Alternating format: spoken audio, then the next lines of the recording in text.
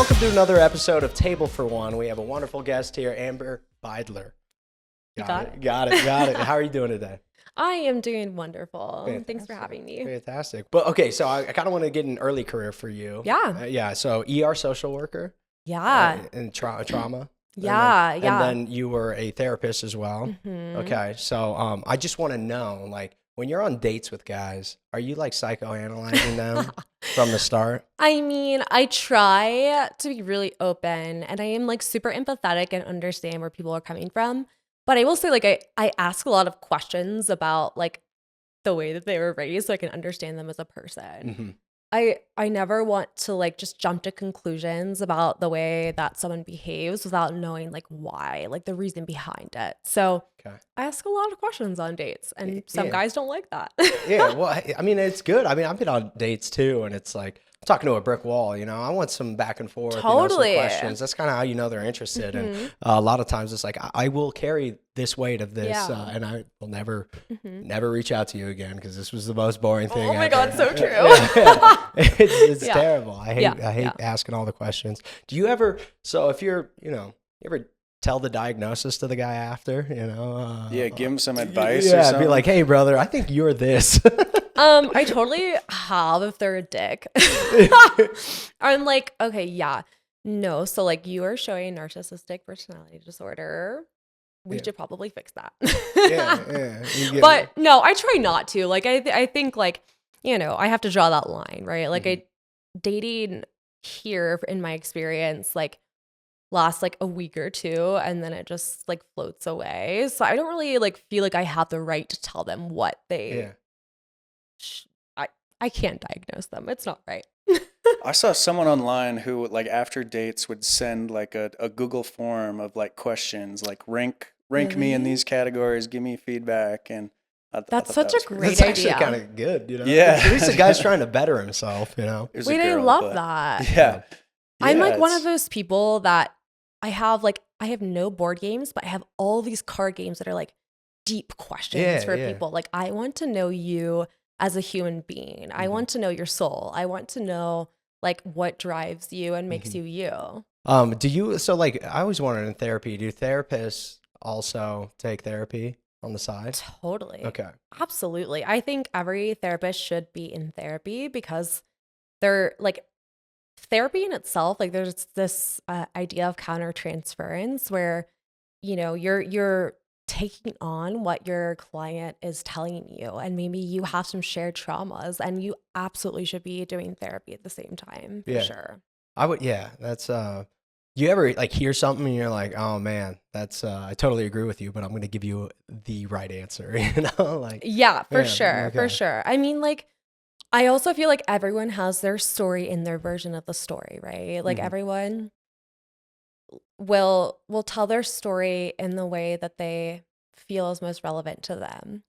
I'm a big believer in like not having a victim mentality though. Yeah. This is kind of controversial for a therapist, but I grew up in like somewhat of a like a little bit of a traumatic childhood. My mom had some mental health issues, and I chose, like it's a choice for me to just like grow out of that and say, you know what, that's not how I'm going to live my life.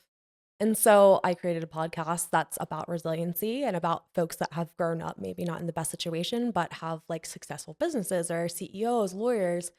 And I don't think you have to be a victim of your circumstances. Yeah, it is. That's like almost like a huge turnoff. It's not almost. It's a huge turnoff. It's like poor me all the time. Like I wish I can't live like it's that. something like you can learn from it, grow from it, and then this is why I'm better now. But like I feel like a lot of people are stuck in the past, and it's hard. And like, it drags you down a little bit. I know it does. And the best advice I could give people is like, you literally have one life to live if that's what you believe. And do you want to be miserable? Yeah. I want to be around somebody, even like, even if it was traumatic, and that's hard, and I feel for him, but also like, hey, we gotta move forward. We gotta. You have to move forward because life moves on. Yeah, let's build each other up. Let's like work through this together. Yeah. And I can't be around somebody that's it's raining negative every day. Oh my for God, them, no, absolutely not. It's gloomy. It's gloomy. Hey, so as a therapist, and I'll get back to the like podcasts and stuff, or we can go more into it. What's the podcast name? So my podcast is called Against All Odds. Okay. And I named it Against All Odds because I interview people who have excelled against all odds against them. Yeah. So I've interviewed people that have come from, foster care systems that are now owning like 3 nonprofits and are an attorney, or, had a child at 16 and now they own like a multi-million-dollar company. And I want to inspire others to know that you don't have to be a product of your environment. Yeah.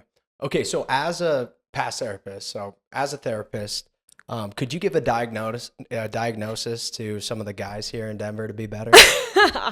Or like, what are they diagnosed? Yeah. I've tried not to. I try to give everyone the benefit of the doubt, which is why I kind of dig in deeper at the beginning, because I'm like, you have some interesting behaviors, but I know there's a reason why. Yeah. So I try to have like empathy in those situations, but for me, I find a lot of like narcissism, diagnosable or not, I don't really know. Or like, of course, they always say like Peter Pan syndrome, like whatever. I think Peter Pan syndrome is really just like, you just want to be single and have fun. And I think that that's just more of the norm of our generation and our society right now. And what's wrong with that? There's nothing wrong with that. Yeah. I think like just find, you'll find your person at some point. I feel like you should have to tell somebody though, I have the syndrome of Peter Pan. I mean, you can usually tell. Do you try and fix these guys, or do you see these red flags and let them fly? So I've always been a fixer. Yeah. And this is why I'm in therapy, though, because I cannot be a fixer. And the reality is people have to fix themselves, and I cannot fix them. As much as I want to, I can give advice. Oh my gosh, I cannot even tell you the amount of times that I've been on dates and guys have been like, I don't even have a LinkedIn. And I'm like, okay, I'm going to create a LinkedIn for you. I'm going to apply to jobs for you. You're the mom. I am such the mom. And it's not the vibe. Yeah. It's not the vibe. Nah, it's journey. That'll get old real quick. Yep. Yeah. Hey, do you want to do a quick segment brought to you by our sponsor? Yeah. Okay. All right. I do that every time. I love that. Okay. I'm like, yeah, okay, sure. Okay. I forgot to put a name for the sponsor. Let's just do love and therapy. Since you kind of have a little bit of a background, like I'm just going to name off a couple things that are, it happens in today's culture, regarding dating. And I just want to get your, feel for it. If you can get like an expertise, a little bit of insight there. Like roster culture. What is that? Like, somebody that's got 5, 6 different people on the line. Like a literal roster? Yeah, like a roster. It's there. Like, what's my opinion? Yeah, what's your opinion? Healthy, not healthy? Like, have your fun. What's your thoughts on it? So genuinely, I think that we're just human beings, and if you believe in evolution or not, whatever, just kind of like monkeys. Yeah. Like we are built to like explore a little bit. I don't actually think that our innate ability is to be monogamous. I think it's a choice, and I think it's a good choice because of a lot of different reasons. But I don't think that when you're dating, it's wrong to explore, because you don't want to end up with the wrong person. It's true. It's just true. Like, you just don't. It's miserable. So try them out is what you're saying. Try them out, but also like make sure you're telling the person, each person, you're like trialing it out, because put it in a group text. Oh, I have had a man do that. Yeah, totally. Group FaceTime. Mm-hmm.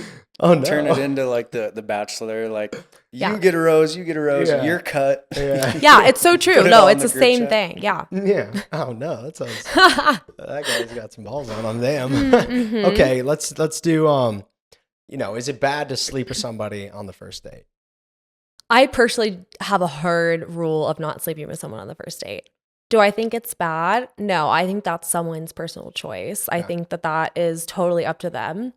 I personally don't, because emotional attachment is something that comes along with intimacy for me.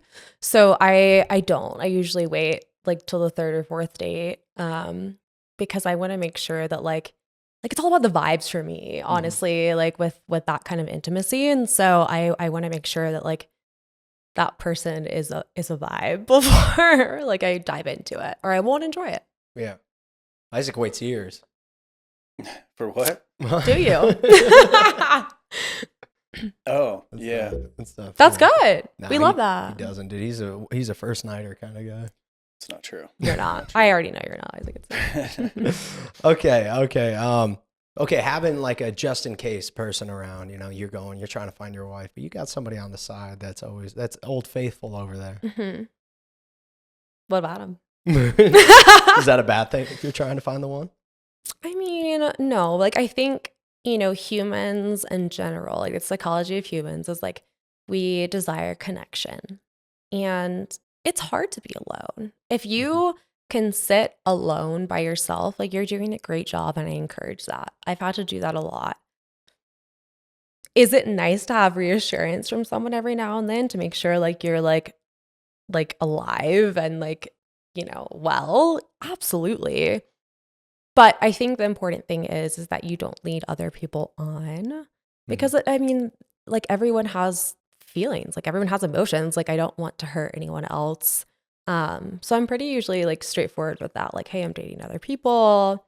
I think you're great. And usually these people that are like kind of on the back burner are like long distance anyway. Mm-hmm.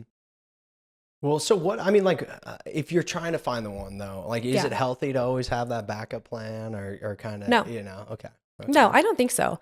I think like for me, I'm such a like genuine connection person that like if I make a genuine connection, I just want to focus on the genuine connection. Like I don't want anything else to interfere. I'm kind of like a one person at a time thing because I'm ready for that. And I don't want, like 5 guys on my roster. I'm not like a roster girly, So they have good burgers though.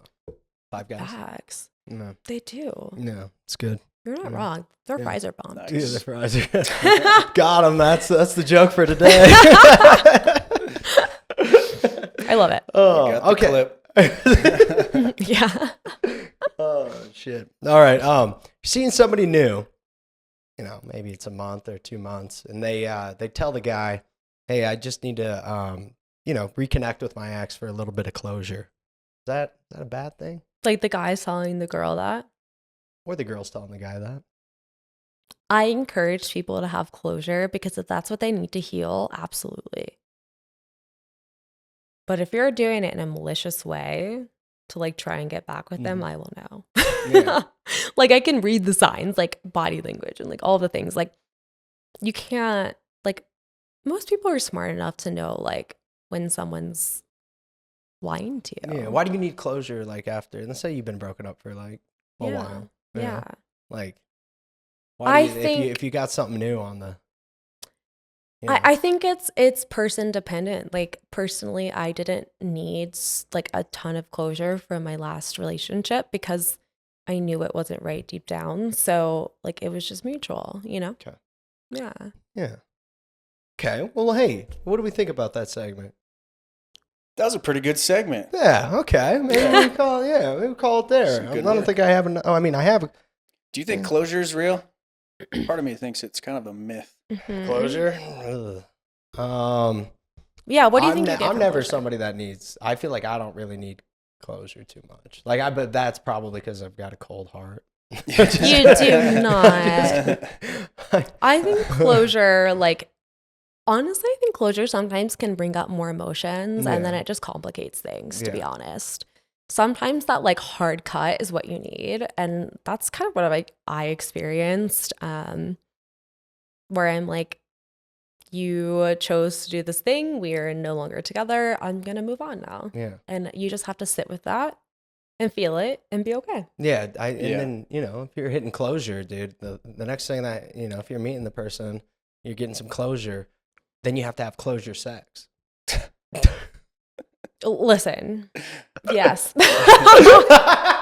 No, it's literally like it's so true though. And it's like, well, damn it. Now I've already like reintegrated, so whatever. Damn, I love closure. Nothing like it. Oh, that's jokes. Okay. All right. Well, hey, could we get a little bit into, you know, past relationships? Yeah, let's do it. Okay, let's do it. Okay. You know, we're with one person for a long time. Right? Yeah. Settled down pretty early. Mm-hmm. I mean, knowing what you know now, take on marriage, like, is it kind of healthier to maybe not be so young and settle down with one person and wait a little bit to know yourself? Totally. Okay. Yeah. Oh my God. I was 19 when I met the person that I married. So we were kind of like, I call us like high school sweethearts because he was 2 years younger than me. Yikes.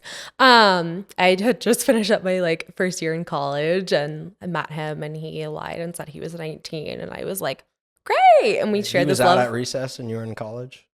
Well, yeah, exactly. And but you know what? I've always been a fixer and I'm not that anymore. But I found him and I was like, oh wow, you have all this trauma. And I'm like, yes, like let me fix you. Let me love you. Let me fix you. For the next years. Yeah, and it's that's not the way to go, ladies, just so you know. Yeah. But yeah, so we met pretty young and we connected on this topic of psychology at a bonfire in Appalachia, and he was a hot mess and I was like in between a hot mess and getting my shit together. Yeah, we were together for 11 years and he proposed after, God, it took him like 7 years, 8 years to propose. And then is that the right amount of time? It's 7 years, a long time. Oh, it's a long time. Yeah, let me tell you. Yeah. I was like, hello, but I didn't know. Like, so being raised in the South is interesting because like you have this influence of people around you that unfortunately, like whatever your religious belief is, they're kind of like encouraging you to take the next step. Mm-hmm. I did not grow up that way. And so like, but his parents did. And so and my grandparents did. And so there was like this, okay, yeah, there's this next step, you know, before you guys move out to Colorado, like he needs to propose to you because why would you move across the country? You've been together for 7 years. Is he committed or not? And we both knew this whole time, because we've talked about it. Like we both knew this whole time that like, we're not very compatible, but we helped each other grow during the time that we needed to. So it wasn't like an overall positive experience? No. No. And we ended amicably, I will say. Like it was a mutual decision to end the relationship or the marriage. But no, it wasn't always great. Like there were a lot of toxic traits that I think came out from, you know, my upbringing and his upbringing and thoughts and opinions on things that we differed on. We just weren't right for each other. Okay. Yeah. Okay. Did you always have that gut feeling, like from the beginning, or did it like the honeymoon phase wore off and you were like, ooh. I knew. You knew. Which is so bad to say, but you know what? We both admitted to each other that we both knew. Yeah.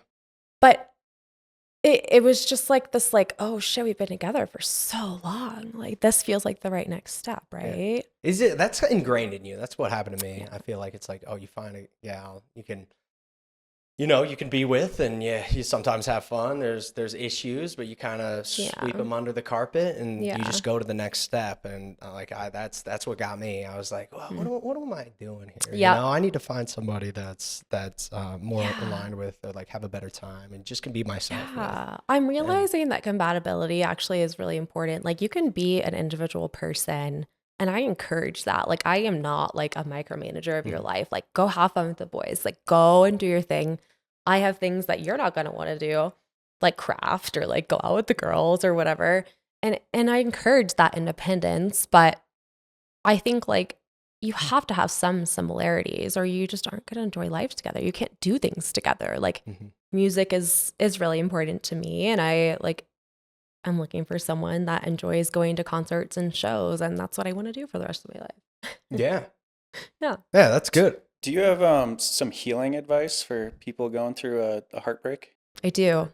And it's not easy. My advice is not easy.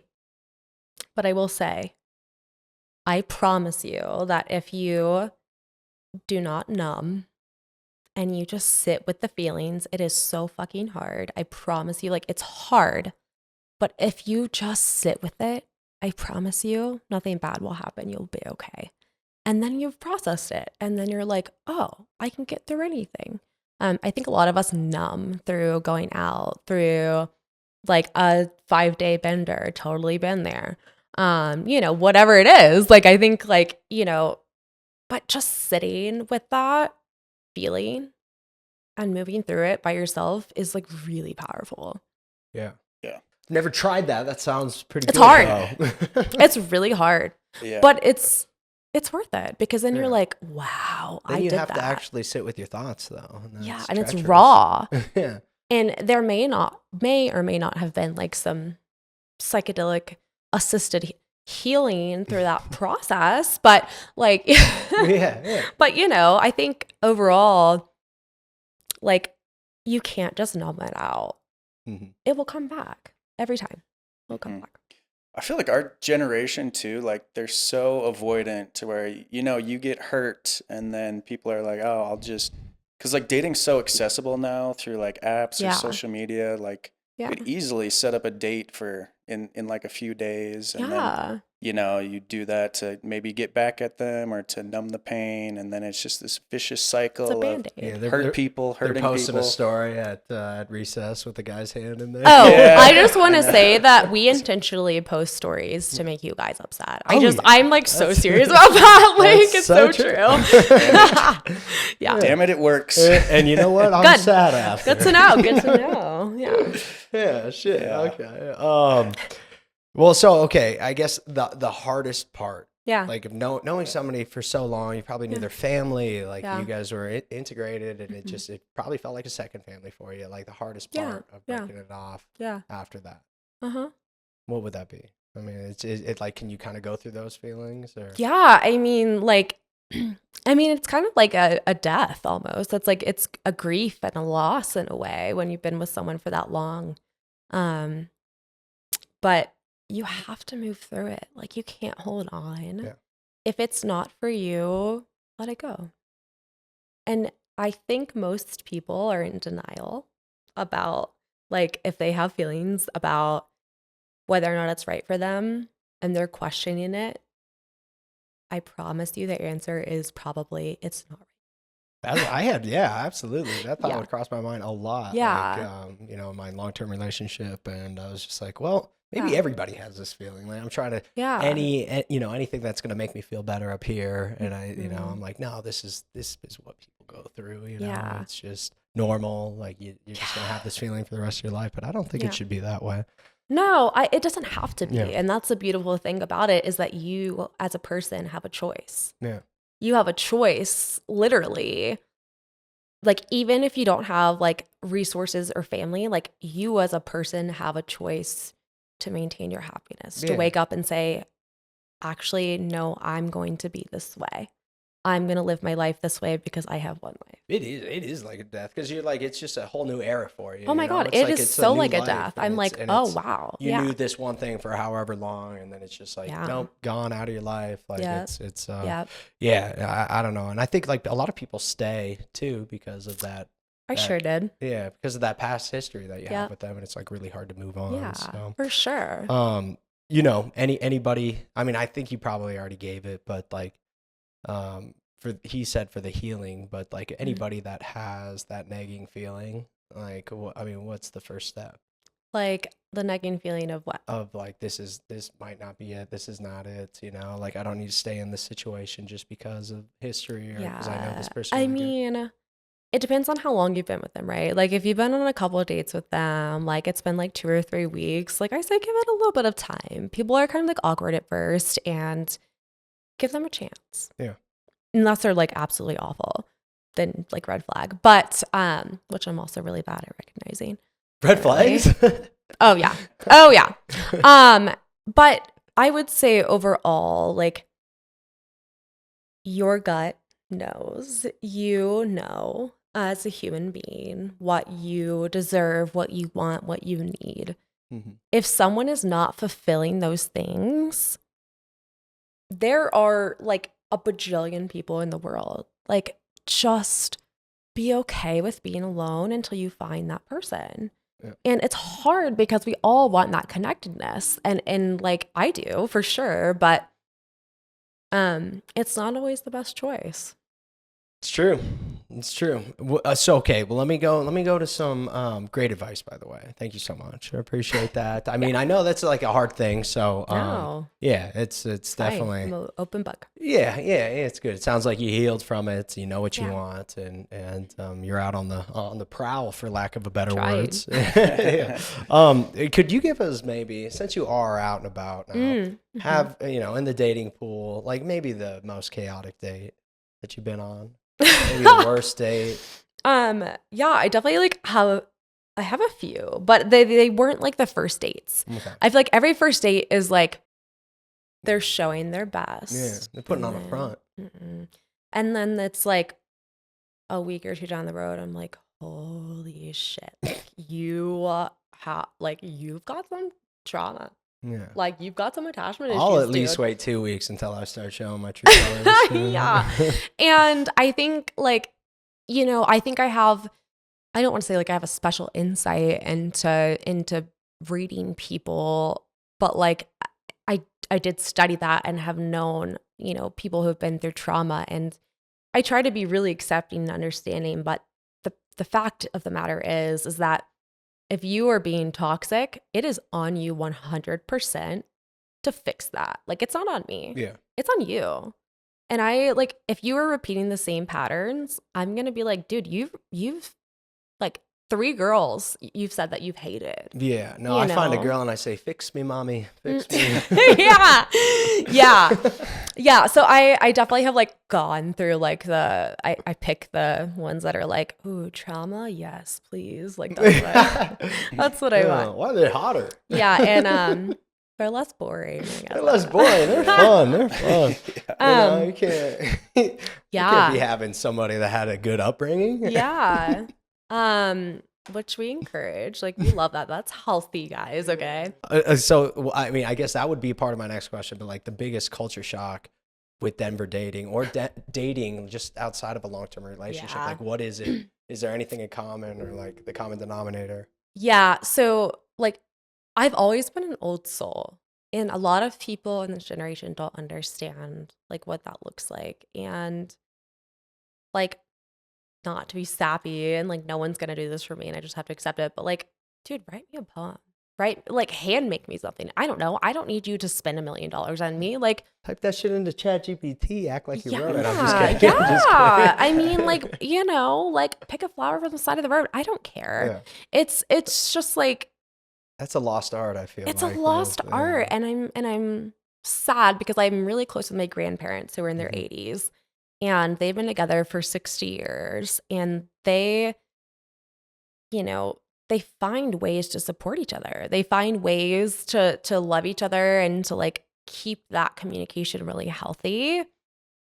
And I just don't think that's a value that our society has currently. No, I would say no. I think that is like a conscious decision. It doesn't come easy. You have to like work to do stuff like that, and it has to be on the forefront of your mind, because it's like, it's so easy just to go by the wayside. Like, I have a girlfriend, I have a wife, and like, it's already there. Like, I don't have to keep, Well, I think most girls just like accept it for what it is. But I'm someone that's like, like, I know my worth and my standards, and I'm like, I will choose not to settle this time around. So yeah, you know what you want. I do. Yeah. I know what I want, and it's somewhere. Yeah. Somewhere. It's somewhere. I don't know where it is, but it's somewhere. Yeah, you're gonna flip a lot of rocks over. But there, or maybe not, maybe the guy's put in your life for a reason, and it just all works out happily ever after. Have you found that? I'm also still searching, but They're out there. They're just hiding. Really good at hide I think and they're seek. just hiding. Yeah. And maybe we should go hide and seek at places other than the bar. Yeah. Wow, that's such a good idea, Isaac. Like, let's go to like networking events or something. Like like another problem that I've had, like transparently, is like I'm a very hard worker. I have a very strong work ethic. I'm a businesswoman.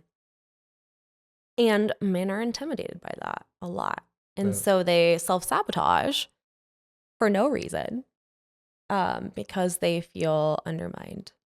And I'm like, but I don't really care what you make. Yeah. Like it's okay. I think like, I think if somebody's like doing what they love, and, passionate about, and it's going well for them, like hopefully your partner's just also doing the same. Like maybe you make less money, but you're passionate about something. You want to work towards love something. what you're doing, I don't care. Yeah. I don't care. Yeah, I make no money. Joe makes no money.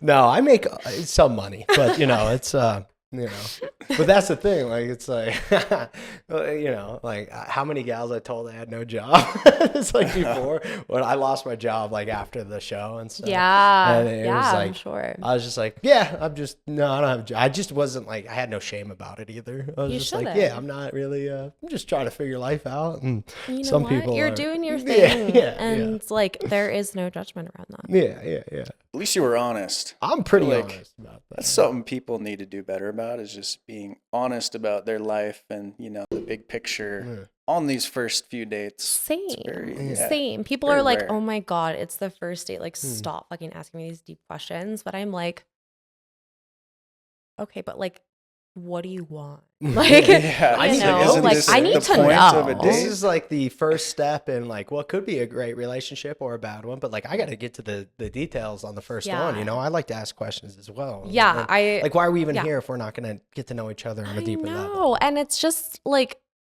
I mean, obviously I didn't grow up in like my grandparents' generation, but that's how it was. Like they didn't have texting, they didn't have phone calls. Like you picked you knocked on the door and you took them out for a date, and it's very intentional. And now everyone has access to everyone. So it's just like, they feel like the opportunities are like endless and the grass is always greener, but it's not. It's really not. No, it's turf. Yeah. Turf. Mm-hmm. Okay, let's get to the last couple questions here. Sure. What are you looking for now? Are you dating intentionally, marriage?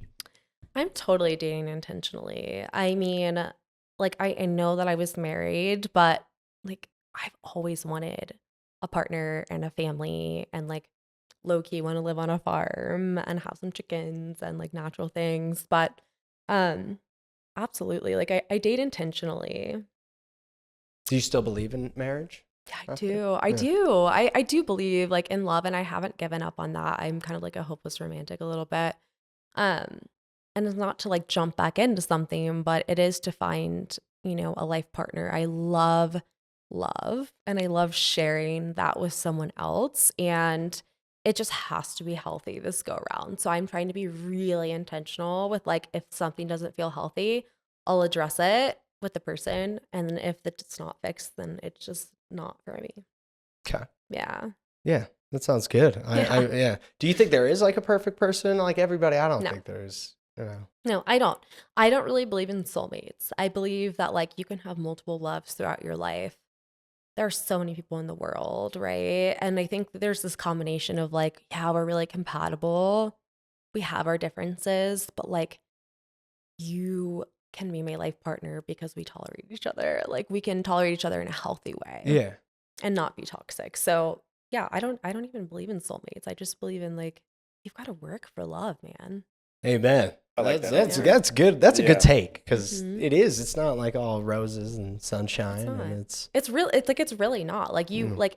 That shit's hard. Damn it. Yeah, it's so hard. It's not easy. No, it's not. And I think like when you see someone at their worst and you're able to dive into that and really accept them for them in their worst state, like you guys are good. You guys are good. Yeah, that's good. I mean, do you have a type? Getting shallow a little bit. Is there? I don't. Okay. I like actually don't. I'm really like a personality person. I Okay, my family thinks that I have a type, but I don't have a type. What is your family type? So my family thinks that I have a type of like brown curly hair, but I'm like, that's not like, no, not true. It depends on personality. Like if we align on the things that matter to me, like you want to go see a show, you're spontaneous, like you're willing to be open-minded to things, then like great. Like I don't really feel like I have a certain type of look or anything like that. And when I've gone for like really, really attractive guys, it's gone south really fast. Yeah. Yeah. Because they know they're attractive. They do. And they're just a hot mess. And I'm like, they like can get away with things. Yeah. And they're like looking in the mirror at themselves like 24/7. And I'm like, what are you doing? Yeah, they're going by, they're flexing a little bit. No, literally. Literally. The mirror was looking at me, babe. I don't know what's going on. You know, it just is what it is. And they have to like what? So they have to like, going to shows. They have to like be a little spontaneous, laid back. Yeah. I mean, like they don't have to like the same music as me, but like music is a part of my life. And I was a ballerina for 15 years. And so like dancing is a huge part of my life. Like I try to go to like ecstatic dances or like maybe take some salsa classes or something. And I think just like being open to your partner's interest is cool too. Like maybe you really don't want to do like the thing that they're interested in, but do it. Yeah, babe, I think you playing 15 hours of video games is cool, babe. Teach me. Teach me. I'll play 1 hour and then let's go get dinner and do Are you making money from this, babe? No? Oh. Yeah. Yeah. Okay. True. Okay, well, so yeah, I just want to say, unless you have any more, but I feel like very, very down to earth, like, you got a good soul, old soul. Thanks, if there's God. anybody out there looking that wants to, take Amber on a date, please reach out to her. Please, she's not into the fuckboy stuff. Please don't. Yeah, she's looking for something serious. Yeah. Reach out to her. Are the DMs open? The DMs are open. Okay, they're open. They're open. And then we asked, do you have one more before I ask the last question? Go for it. All right, we asked everybody this, but why are you a catch, Amber? I would say that I'm kind. I empathize with every human, which can be a curse and a blessing at the same time. I don't fault people for their inconsistencies. Pretty forgiving. This is a therapist in me for sure. But also, like, I'm hardworking. Like, I will always have a strong work ethic. I want kids. I want a family. But I also am not like a gold digger stay-at-home mom. I'm just gonna be really honest. So like if anyone wants to be a stay-at-home dad, oh my God, there's a lot of guys. I will work. I love working. I don't know. I think like my intentionality, my personality, my bubbliness, I get along with everyone. It's hard to find people like that. Like I'm a girl's girl. Like I'm also like can get along well with guys, but will have my girls back. Like, and so someone who's like really looking for something intentional that is serious about it. Like, don't lie about it. Like, if you tell me that, like, oh, I'm looking for something serious. Oh, they will. They will lie. They will. They will. Trust. Don't worry. They're not going to hear this and be like, I'm going to start lying about my intentionality. Like, just don't lie. Yeah, just like be a good human, you know? Yeah. We got to normalize doing a lie detector test on like the third or fourth date. Fuck I'm no. for that. I'm for that. Yeah. Let's do it. Yeah, that's good. That's good. I feel like you're very down to earth, calming presence, I will say. Thanks. You have a very calming presence. And I feel like any of these guys be lucky to take you out on a date. So hopefully somebody reaches out. Anyway, thank you so much for coming on. That was a good time. Very insightful. It's fun to have somebody that's been doing something, maybe a bit of expertise in a field. So it was good to hear. Yeah. So happy to be here. Thank you so much. Yeah, of course. Thanks for coming on. Where can they find you and the podcast online? Oh, yeah. Like me on Instagram? Yeah. Okay, so my Instagram is Amber R Beidler, and I'm gonna spell it out for you. B as in boy, E-I-D as in David, L-E-R. So that's my personal Instagram. And then Against All Odds, the podcast, you can find on YouTube, TikTok, and Instagram. Awesome. Check her out. Check the podcast out. Reach out on Instagram. Yeah. Thank you again. Yeah, of course. thank you, Thank you for Amber. having me, Yeah, guys. thank you.